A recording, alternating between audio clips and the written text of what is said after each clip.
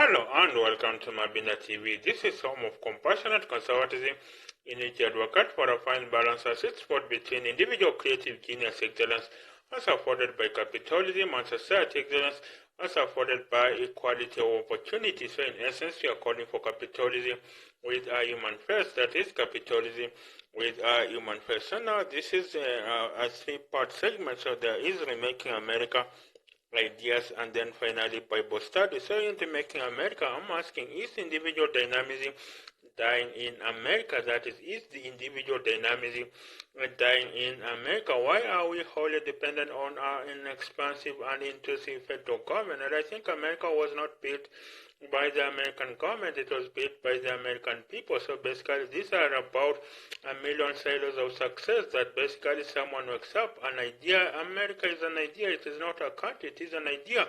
So someone wakes up, dreams of an idea and then implements it. That's America for you. America is an idea, and I think this is why we need to be able to avail maybe more business capital so that people can come together and then they think they see a problem in the society and then they solve it, and then in the process they create a successful business that is going to hire many more people. So America as an idea is on its deathbed, and so you have a lot of control by the federal government, by a centralized control, and this is what liberals want. They want you to be dependent on the federal government, and I don't think government makes its own money. It's by taxing the American people. That's how the government makes money. The government has no money of its own. So why is this rise of wanting the federal government to control everything? And I think you heard the former president Ronald Reagan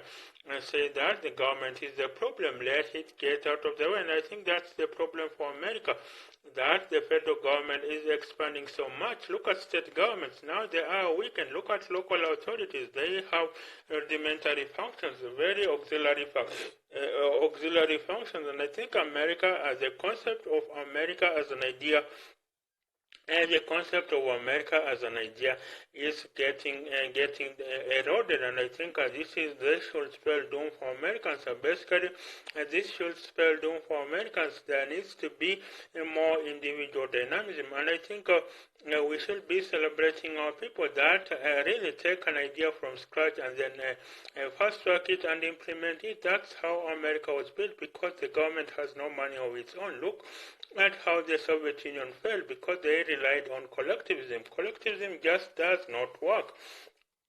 I think someone wants to introduce a global socialism into America so that America is like the Scandinavian, Nordic, European countries where the taxes are about 60-70%, but I don't think that can happen. America has functioned well when it is individual dynamism that we celebrate, and I think if we celebrate individual dynamism, then America as an idea will prosper. America as an idea will prosper, and I think in the year 2021, there's about $285 billion that went to startups. I think that needs to be expanded so that this startup money, $285 billion, also goes to the brick and mortar economy, because these are what creates the jobs in America. And I think if we revive the American manufacturing jobs, there will be dependable self-middle class jobs in America. I think we will eliminate poverty in America. That's how to ensure that there is a self-dependable middle-class jobs in America. And I think if we create these jobs, then there will be a revitalization of the economy. And if there is a revitalization of the economy, then you will not need this help from the government to raise your own kids. Look at that Biden stimulus package plan, which had intended to issue a child care credits to American parents. And I don't think that's good at all, because if you cannot raise your kids, then that means then basically, isn't that a reason that basically you don't have a good enough job, a good enough business that can guarantee you money so that you can raise your kids? So I don't think this dependence on American federal government is going to, I don't think it's going to augur well for America. It's going to really weaken the American and make the American be wholly dependent on the American federal government. So the American federal government is expanding at rates like never seen before, and I don't think the American people should be wholly relying on the American federal government. Then I will move over to ideas. So in ideas, what is the future of artificial intelligence? Is artificial intelligence going to going to to bring an end to humanity? As we know, of course, you have an article in the New York Times between an argument between that is the Google founder, co-founder Larry Page, and Tesla CEO. That is Tesla CEO. That is Elon Musk. Of course, you have Google CEO Larry Page arguing that Elon Musk is a species, basically, while Elon Musk says that basically these artificial intelligence beings are going to destroy humanity as we know it. So basically, is artificial intelligence going to destroy humanity as we know it? I think it's going to create a lot of jobs.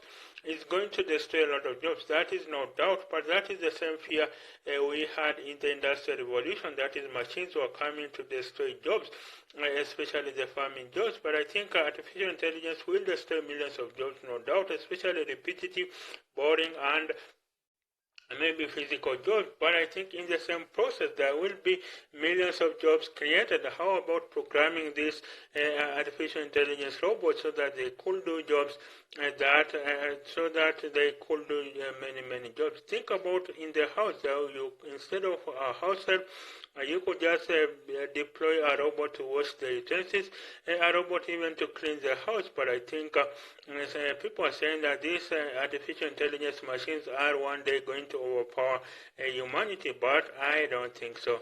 I just think artificial intelligence is going to enhance our capability as humans. I think it's only 1%. The efficiency of an artificial intelligence machine is only 1%, because I think it has about 1 trillion neural networks. That is an artificial intelligence machine.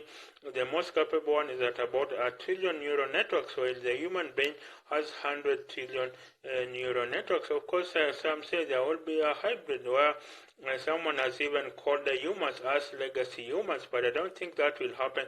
I just think maybe these machines are going to, I just think these machines are going to enhance humanity, and of course they could help in mapping out the weather in cancer research, and I think that is how we are going to have these machines help us in a myriad of jobs. So you let me know whether you think artificial intelligence is going to end humanity as we know it, and basically legacy humans are going to be extinct as a result of artificial intelligence. So that's it for now. Then finally, Bible study. In Bible study, I will read the book of Exodus, chapter 16, verse 1 to verse 1. So then the people of left Elim and came to the desert of Zin between Elim and Sinai. They arrived at that place on the 15th day of the second month after leaving Egypt. Then the whole community of Israel began complaining again. They complained to Moses and Aaron in the desert. They said, it would have been better if the Lord had just killed us in the land of Egypt. At least there we had plenty to eat. We had all the food we needed, but now you have brought us out here into the desert to make us all die from hunger. So why do we love complaining? That is, why do we love complaining? I think maybe it's because we don't see the goodness that the Lord has done into our lives. Because when we are going through a rough patch, we forget all the good that the Lord has done. When we are going through a rough patch, we forget all the good that the Lord has done, and then we become very cynical. And indeed begin to complain to the Lord. Why is this happening to me? Why aren't good times happening to me? And I think the children of Israel, they were telling Moses and Aaron, please take us back to Egypt where we had plenty to eat. Now here you are telling us you are going to be liberated, but then we are suffering from hunger. Of course, then God sends them manna. I don't think it is too late for God. Maybe that's the lesson we need to learn. That is, it is not too late for God to help us, and And in that case, then we should not be complaining in our lives. We love complaining, but that should not be happening in our lives. So now this has been Mabinda TV for now, where I have looked at Making America, where the America as an idea on its deathbed. Then, of course, I have looked at ideas whether artificial intelligence will bring an end to humanity, and then finally a Bible verse, Exodus chapter 16, verse 1 to 5, where the children of Israel were complaining that it would have been better for them to be left in Egypt, where they would not have to die of hunger. So this is Mabinda TV. This is home of compassionate conservatism, in which we advocate for a fine balance as it's fought between individual creative genius excellence as afforded by capitalism and society excellence as afforded by equality of opportunity. So in essence, we are calling for capitalism with a human face, that is capitalism with a human face.